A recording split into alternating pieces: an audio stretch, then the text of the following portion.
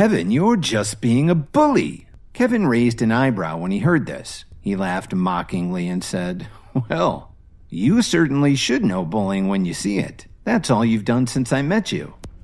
Stop arguing. Officer Emmett looked Kevin in the eye and said, Please. Kevin couldn't say no to her. He smiled smugly and said to Blair, I'm doing this for Officer Emmett, not for you. Then he walked over to Blair to take a look at his shackles. Be careful how you speak to me or you'll regret it, Blair growled. All right, let's see how you do when those guys all wake up, Kevin told Blair as he turned around and started walking away. Please don't leave me here. I was wrong. Help me, please, Blair whined. He suddenly realized how close he was to facing Marshall and the others on his own. Kevin shook his head in disbelief. He reached down and grabbed the shackle. With a powerful twist, he broke the lock. Then the three of them left the room. The Alliance's Chicago stronghold was a vast network of tunnels. It must have taken them 2 hours to find their way out and get back into the city. On top of everything, Kevin had to swing by the Jones mansion on the way home so he could pick up his car. When Kevin returned to his penthouse at Corwin Tower, it was already past 3 o'clock in the morning and Lily was still sleeping. Kevin went into the study and opened the book he'd taken from the marshal's office, Alliance Advanced Herbal Manufacturing. As he flipped through it, he found scores of fascinating recipes for all sorts of uses, from healing to self-improvement to what you would call weaponized herbs, like the powder that he just used on Marshall's guards. Then Kevin's eyes were drawn to a sentence that was printed boldly in red. These are the ultimate herbal manufacturing techniques of the Alliance. Anyone other than the Alliance's supreme leader who uses these methods without permission will be punished severely. I wonder if Marshall stole this book from the Alliance, Kevin thought to himself. But he didn't care about that now. After all, if these recipes were only for the use of the Alliance's supreme leader, they had to be pretty effective. He kept reading until the sun rose over Lake Michigan. Somehow, even after the exhausting day that he just spent, he wasn't really tired. In fact, he felt refreshed. Finally, when he heard Lily getting up in the other room, he put the book away and went out into the hall. Lily was walking out of the bedroom and saw Kevin leaving the study. She yawned and asked him, With all these bedrooms, why would you sleep in the study? Well, when I got back last night, I went into the study to do some reading. I guess I must have fallen asleep, Kevin replied with a disarming smile. That's nice, Lily said happily. Hey, Grandma just had someone give me a call. She said she has something she wants to discuss with everyone. Everybody in the family has to drop what they're doing and get to the mansion by 10:30. Okay, I'll take you over there. He went to clean up and change his clothes. Luckily, Kevin had gone back to the Jones mansion last night and driven his car back to Corwin Tower. Otherwise, they'd ask too many questions if he showed up today with another one. As they were driving out to the mansion, Kevin couldn't help asking Lily, Didn't we just hold a family meeting yesterday? After you left with Officer Emmett yesterday, we were told that Meriwether would be held for arraignment. So his deal with the family ended up falling through, Lily explained unemotionally. After her family's cold-hearted reaction to Meriwether's attack on her yesterday, Lily had pretty much given up on them. Kevin was sure that nothing good would come of this meeting, so he sent a quick message to Tyler while he was waiting at a red light. When they reached the mansion, Kevin walked with Lily up to the front door. You'd better not go in, she whispered to him. If I don't go in, they'll blame you for everything, Kevin said as he took Lily's hand and comforted her. Don't be afraid. I'm used to being insulted. It helps that I don't give a damn what they think. Lily was touched when she heard this. She understood exactly what Kevin meant. Then she remembered how Kevin didn't hesitate to stand up and fight with Meriwether for her yesterday. This gave her a warm feeling inside. As Kevin and Lily entered the hall, Jason jumped up and shouted, Kevin, you've got some nerve coming here. If it wasn't for you, we'd have been able to sell our shares. The rest of the family started insulting him, saying that Lily would be better off with Meriwether than with Kevin. Then they defended Merriweather, saying it was just his nature to be aggressive. Jason jeered at Kevin and said, "If I were you, I'd divorce Lily right now. Think of her future. Mr. Merriweather would treat her well, better than you can." He snapped back. "Merriweather? Didn't you just see him sitting on the floor in the middle of this room, waiting for the police to take him away?" Kevin looked Jason in the eyes and added, "Don't you know when you're betting on the wrong horse?" Jason clenched his fists tightly. He wanted to teach Kevin a lesson. But then he thought about how badly Kevin had beaten Merriweather yesterday and how quickly he had done it. He unclenched his fists and sat back down. Kevin didn't pay any more attention to Jason. Instead, he looked around the room at the rest of the family. Then he said to them all sternly, "I just want to ask you one question. If I went and found a gangster to flirt with your wife or daughter right in front of you, would you laugh and cheer?" This meant nothing to them, and they went back to defending Merriweather and saying how much better off they'd all be if Lily married him. This gave Jason the courage to speak up again. "Because of you and your husband, we couldn't sell any of our shares yesterday. Lily, tell me what to do." Jason took a breath and added, "Do this for the family." "Family?" she yelled. "Yesterday I was being assaulted right in this room, and none of you lifted a finger to help me." Grandma Jones slammed her fist on the table. "Enough," she said coldly. "Lily, you'd be better off with Mr. Merriweather. I thought about it all night and I've come to a decision. After Mr. Merriweather is released from jail, you will divorce Kevin. Then I'll make arrangements for you to marry our new business partner." "Grandma, no," Lily said insistently. "I'll never divorce Kevin." "Whether you agree or not isn't up to you.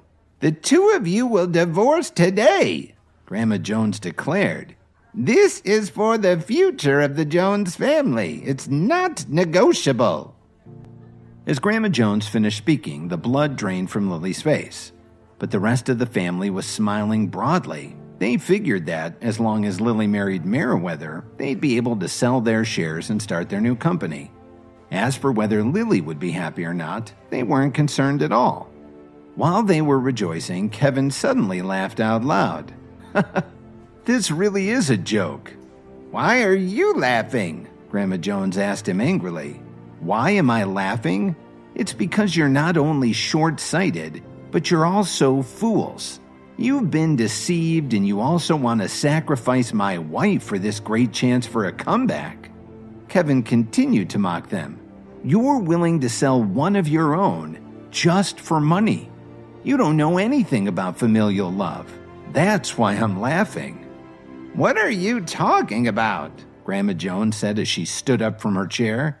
"Who are you to criticize us?" "You've lost control of your business, and now you're trying to give my wife to Merriweather in exchange for money to fund your next disaster." Kevin's expression slowly became serious. "You're quite the leader." "Get out of here! Someone toss him out the door right now!" Grandma Jones yelled.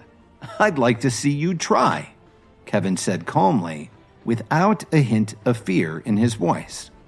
Who would dare to lay a hand on him after seeing him toss Merriweather around like a doll in this very room? Nobody said a word. Lily saw that the situation was getting out of control and she was very worried. She tugged at Kevin's sleeve and said, "Please don't say anything else. Grandma's already very angry." "Don't worry, Lily. These people will come crawling back to you," Kevin said gently to Lily. The Joneses heard this and started to whisper to each other. What did he mean by that? Why would they beg Lily for anything? Grandma Jones looked at Kevin and Lily and realized that they loved each other. Before she could say anything, though, the family butler called from the foyer. "Mrs. Jones, the CEO of KWTD Corporation, Mr. Tyler Dawn, is here to see you." She motioned for her senior advisors to join her and walked quickly to the door to greet Tyler. "I'm sorry to disturb you again," Tyler said as he walked into the reception room with his assistants. He had a big, broad smile on his face. "To what do we owe the pleasure?" Grandma Jones asked graciously. I'm in a bit of a hurry, so I'll get straight to the point. May I ask if Lily is here today? I'm actually here to speak with her. Before Grandma Jones could answer, Tyler had already found Lily in the crowd. He walked up to her quickly. I'm Tyler Dawn. Very pleased to finally meet you, my friend, he smiled and said. It's true what they say. You are quite beautiful. When Tyler said this, nobody understood what was going on.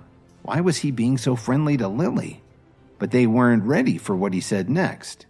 My dear friend, I have to leave town for some urgent business, so I've decided to transfer my shares in the Jones Family Company to you, along with the earnings from the Import-Export Company. It will all be placed in your name and your name only. Then Tyler gestured for one of his assistants to hand a document to Lily for her to sign. For the first time today, nobody knew what to say. Grandma and the rest of the family were stunned for a moment. Then their faces lit up as it sank in that they could get everything back again. If Tyler Dawn transferred his shares to Lily, wouldn't that be the same as returning all the shares to the Jones family? Not only that, but they'd picked up an international trade company to boot. This was a great day for the Jones family. But Tyler had more to say. My friend, there is one thing I must make clear to you first. These shares are worth $300 million. I only transfer them to you because I trust you. That's the only reason I did this. Don't worry, I won't let you down, Lily said nervously. But Mr. Dawn, there's one thing I don't understand. Why do you keep calling me friend? This is the first time we've met. Of course it's because you're Mr. Williams' wife, Tyler said candidly. Mr. Williams, if you'd told me that Lily was your wife, I'd have transferred all of the shares to her the last time I came here. What? If you'd taken a break from your business now and then and stopped by to visit, you'd have met her sooner. I stand corrected. Just then, one of Tyler's assistants walked over and whispered something in his ear. Tyler's demeanor got more serious. Kevin, I was hoping to have dinner with you, but I need to deal with an urgent matter in New York. Unfortunately, I have to run. Okay. Have a safe trip, Kevin replied as he shook his hand. Then Tyler headed out the door. It took a long time for the Jones family to finally come back to their senses. They looked at Kevin in shock and awe. How could he be such good friends with Tyler Dawn? Lily took a deep breath and asked Kevin hesitantly, You know Tyler Dawn? Yes, we're pretty good friends. Then he added, Lily, now that this issue with the shares has been taken care of, I have to go and run some errands that my boss gave me. Jason could barely look at Lily. No one would have thought that 60% of the family shares would end up in Lily's hands. This controlling share in the company actually made her more important than Grandma Jones. Grandma Jones looked at Lily with a worried expression and had no idea what to say. Just then, Lily's phone vibrated. It was a text from Kevin with a simple message. He told her to hang on tight to the shares and not transfer them to anyone, no matter what. But Lily really didn't need Kevin's reminder. After what happened over the past 2 days, she wasn't particularly fond of the Jones family, relatives or not. Kevin had just returned to his office at Williams Media when he got a phone call. Yes, I'm Kevin. May I ask who this is? Kevin asked in confusion. After all, not many people knew his personal phone number. Hello, Mr. Williams. My name is Philip Quinn. Dominic Archer gave me your number, the man said seriously. Kevin knew right away what the man wanted. Would you like to purchase one of my herbal pills? Yes, Mr. Williams. Dominic said that your pill worked miracles for him. So go ahead and name your price. I promise not to bargain with you. You won't bargain with me? Kevin was surprised and thought to himself, it sounds like I've found someone else with deep pockets. Then a smile appeared on Kevin's face. How about this? If you're really serious, give me a call at this time tomorrow. The price will be the same as I said for Dominic Archer, $500,000. Can you afford that? $500,000? No problem. Then it's a deal, Quinn replied happily. After hanging up the phone, Kevin had a moment of regret. Quinn didn't even flinch at $500,000. He should have probably raised the price. Just then, Miss Wilson came into the office. Mr. Williams, you have visitors, she said excitedly. Visitors? For me? Kevin was stunned for a moment before he reacted. Please, send them in. When the middle-aged couple entered the office, Kevin immediately jumped up from his chair and ran over to them. Mom, Dad, when did you get to Chicago? Please have a seat. Kevin, I heard from your uncle that he put Williams Media under your name. I came to see for myself, Alan Williams said happily. Before Kevin could answer, his mother, Susan Williams, asked him, Kevin, are you really the CEO of Williams Media now? Yes, Mom and Dad. I've been helping the company a lot, so Uncle Thomas put me in charge, Kevin said humbly. Then he offered cheerfully, Hey, now that you're here, why don't you stay in Chicago? I bought an enormous penthouse apartment at the top of Corwin Tower. There's plenty of room for all of us. After Kevin was pushed out by the family, Alan and Sue went back to their old house in the country. Kevin hadn't seen them in almost a year. Alan and Sue looked at each other and nodded in agreement. That sounds fine, but we don't want to put you out. We can always find an apartment, Alan said. Then Sue spoke up and said, But actually, we came to tell you some good news. Your cousin Monty Aspinwall is getting married in New York tomorrow. Before Sue could finish, Kevin's phone rang. It was his Uncle Thomas. He accepted the call and heard his uncle's calm voice. Hi, Kevin. Are you free tomorrow? Sure, Uncle Thomas. What's going on? Kevin asked curiously. It's like this. Your cousin is getting married tomorrow, so I'd like to invite you back into the family as a guest. Uncle Thomas said cheerfully. Of course. I'll definitely come. Then they discussed the details for a minute before saying goodbye. Did your uncle just invite you to attend Monty's wedding? Alan asked him with a smile. Yes, he did. Let's all go there together, Kevin said happily. In the entire family, except for his parents, Monty was the one who had the best relationship with Kevin. In fact, when Kevin was pushed out of the family, Monty was the first one to speak up in his defense. That's a great idea, Alan answered as he looked at Kevin with a pleased expression. We'll let you get back to work now. Your father and I haven't been to the city in a long time. We're going to take a walk, Susan said with a smile. After his parents left, Kevin asked Miss Wilson to buy him a suit.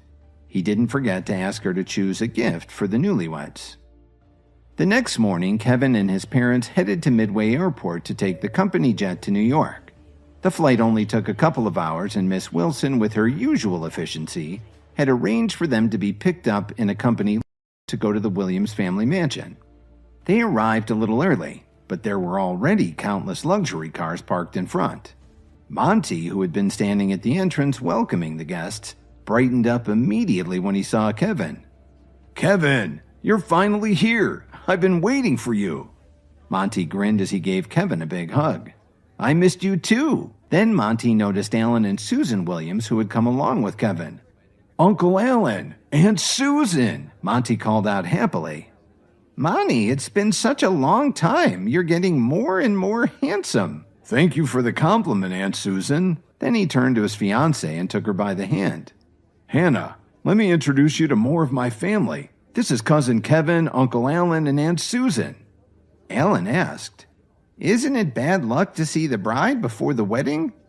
Oh, we're not superstitious. Then she shook each of their hands. Kevin nodded politely and smiled as he called her Cousin Hannah. Kevin, my dad and the rest of the family are waiting in the main hall. Oh, of course. You have a lot of other guests to greet. We'll head in and take a seat. When Kevin and his family walked into the reception hall, Uncle Thomas was greeting the guests warmly. When he saw Kevin, Thomas immediately put down his wine glass and walked over with a big smile. Kevin, I'm so glad you could make it. Then Thomas looked at Alan and Susan. It's good to see you finally made it back. It's been a few years, hasn't it? Monty's wedding seemed like a good opportunity to reconnect. Alan, please don't blame Dad and our uncle for what happened back then. They have their own troubles now. Just as Kevin was about to say something to liven up the atmosphere, he heard a sharp voice. I was wondering who this big shot was. I see the three of you made it to Monty's wedding. When are you leaving? Laura Williams said coldly. Laura, what did you just say? I called Alan and his family to personally invite them back. Laura didn't understand what had happened with Kevin as well as her husband Thomas did. When the Williams family was facing a financial crisis, Grandpa Williams had personally sent his son Thomas a message. He was to make a special trip to Chicago to find Kevin and ask for forgiveness. That's when Kevin agreed to invest his fortune in the Williams family business. So technically speaking, even the Williams mansion belonged to Kevin now. In other words, if Kevin felt like it, he could easily bankrupt the entire Williams family. "What are you talking about? They have the nerve to come back today after everything they did?" Laura said spitefully. "Their good little boy Kevin is even worse. He went off and married into another family, mooching off of them for 3 years." Laura's ranting drew the attention of a lot of the guests. Kevin and his parents were starting to get pissed off. Laura turned her nose up at Kevin and said, "Don't think you can come in here acting all fancy just because you're in charge of Williams Media. Everyone knows that you're only in that position because Thomas took pity on you. The family has lots of other businesses. We don't need that one at all." Then Ethan Williams, Kevin's cousin and the son of Thomas and Laura, stepped out from the crowd and said, "Kevin, you got a lot of nerve coming here today." Laura chimed in, "You're an embarrassment to the entire family. Why don't you just go back to Chicago?" "Lauren, Ethan, shut up. Don't do this in front of all the guests," Thomas whispered to the two of them.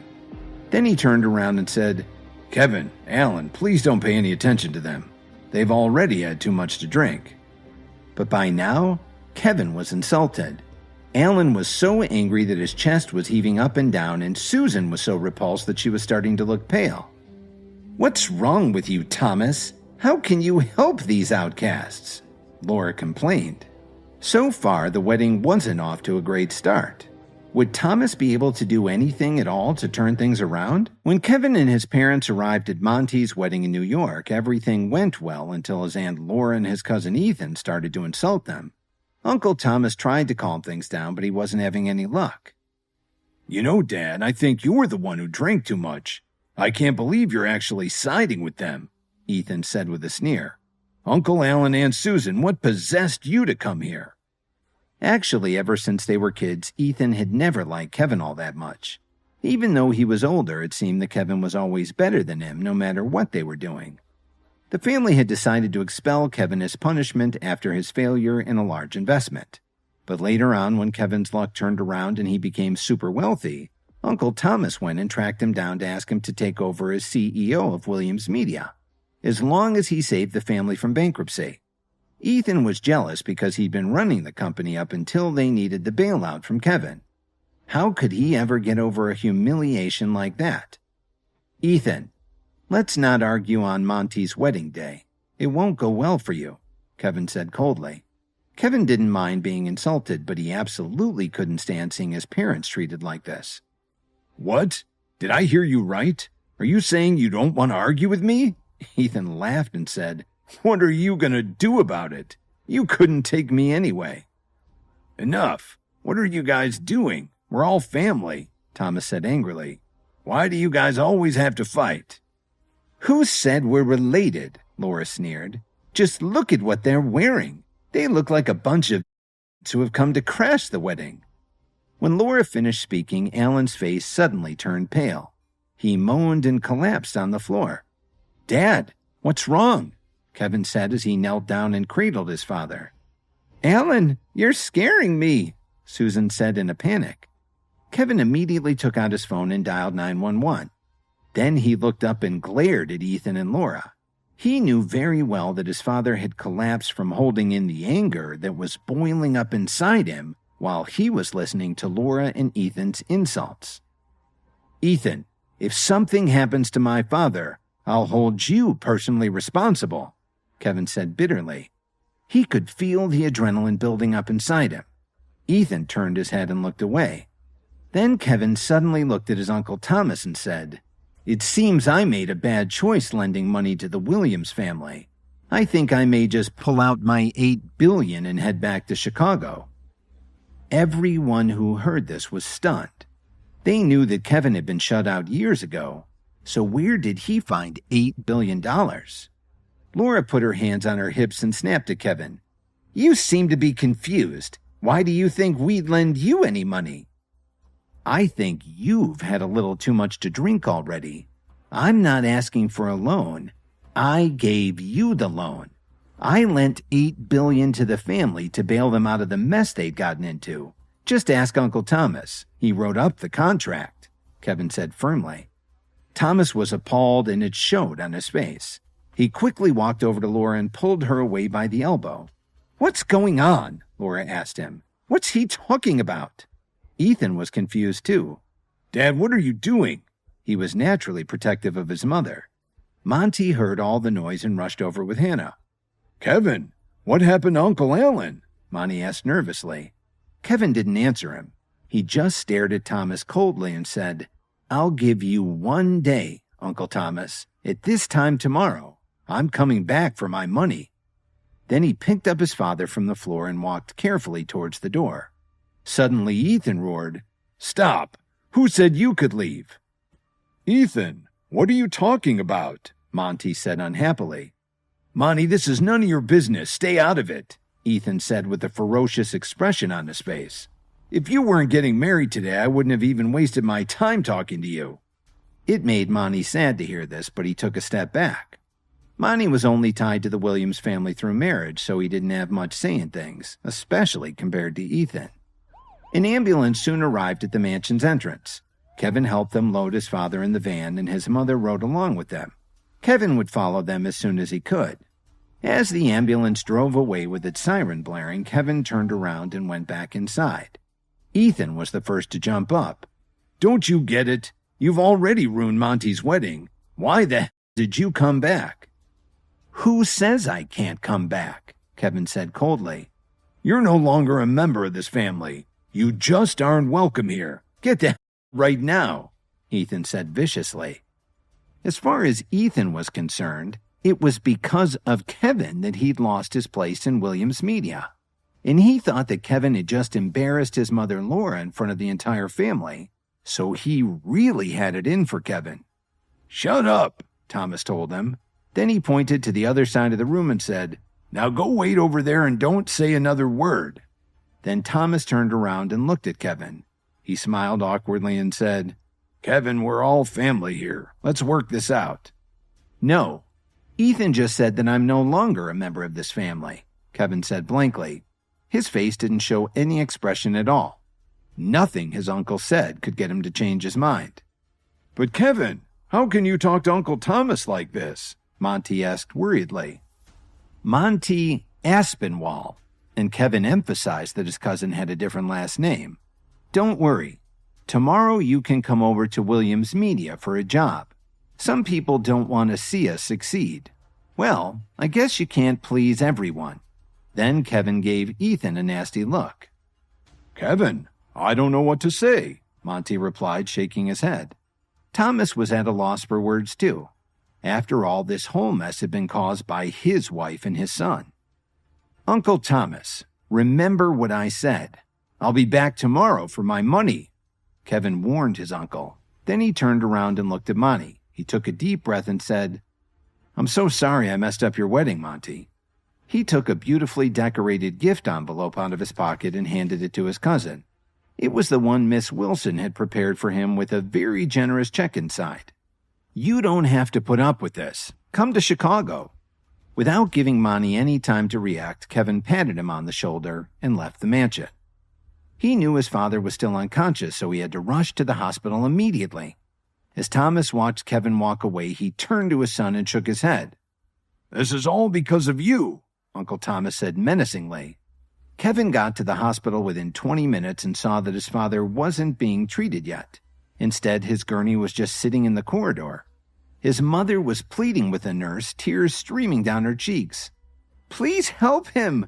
I'll give you anything you want as soon as my son gets here." "I'm sorry, but the administrator already told you. This is a private hospital and you have no insurance coverage. We can keep him stable, but there's nothing else we can do other than have him transferred to one of the city hospitals," the nurse said sternly. After Alan and Susan left Chicago to live in the countryside, their income came from selling vegetables. They'd managed to save a little money, but certainly not enough to pay for an operation. The intake administrator had sized them up and figured their son probably couldn't afford treatment either. She didn't want to risk a reprimand if Alan went into the operating room without approval. When Susan saw her son walk in, she immediately calmed down. "Kevin, we're over here. Quickly tell them to go ahead and operate on your father." "Mom, what's going on?" Kevin asked in confusion. He didn't know why his mother looked so distraught. "They said that if we can't afford the surgery, all they can do is stabilize him," Susan said as she wiped tears from her face. "What kind of hospital is this? A human life is at stake, and you want to get paid first?" Kevin's expression became instantly cold. "I'll cover everything. Now send him to surgery immediately." "Your father's stable, but he needs our hospital's chief specialist. The bill for this kind of surgery is $120,000. The administrator said impatiently. "I just explained this to your mother, and she said that you would give it to her as soon as you arrive. Do you have $120,000 on you?" "I said I'll pay you. You need to operate on him immediately," Kevin said through his gritted teeth. The administrator didn't believe him and insisted that he pay immediately. Kevin couldn't take this any longer and shouted so loud that you could hear him in the parking lot. "I told you to arrange the surgery immediately." The nurse was frightened by Kevin's outburst and her face turned pale. Everyone up and down the corridor began to wonder what was happening. They assumed that Kevin and his parents couldn't afford to pay for treatment and were fighting with the hospital administrator. Just then, the hospital director arrived with a few security guards. At the same moment, Kevin's phone rang. When he saw that it was Quinn calling, Kevin answered. Before Kevin could say anything, Quinn explained, "Mr. Williams, I know you're in my hospital right now. Wait for me right there. I'll be down there as soon as I can." Then he hung up. "What's going on here?" the director asked in a very serious tone. "Director, thank you for coming so quickly. These two people can't afford to pay the medical fees and are insisting on treatment. We've already stabilized the patient, and there's nothing else we can do. Their son was just yelling at me, and if you hadn't brought security, I'm sure he would have hit me." She exaggerated to make herself look good. Hearing this, the director slowly walked over to Kevin and said, "Young man, I can understand your feelings, but the hospital has its rules and regulations. As long as you can arrange payment, we will immediately prepare your father for surgery." "Pay first? What kind of hospital is this?" Kevin said loudly. "Those are the rules. All we are required to do is stabilize a patient. If our administrator believes the payment will not be possible, we are not required to do anything more. If you continue to cause trouble, I'll ask security to have you removed from the property," the hospital director threatened. "All this for just $120,000? I'll give it to you now," Kevin grumbled as he slapped his bank card on the counter. The director took one look at Kevin's black card and stared at him in shock. Then he said, "I'm sorry, but we don't accept fake cards." Kevin was so frustrated. His father lay there dying, and he couldn't get anyone to help him. Hi, Kevin here. If you're wondering what happens next, then stay tuned on the Pocket FM Universe channel for more episodes.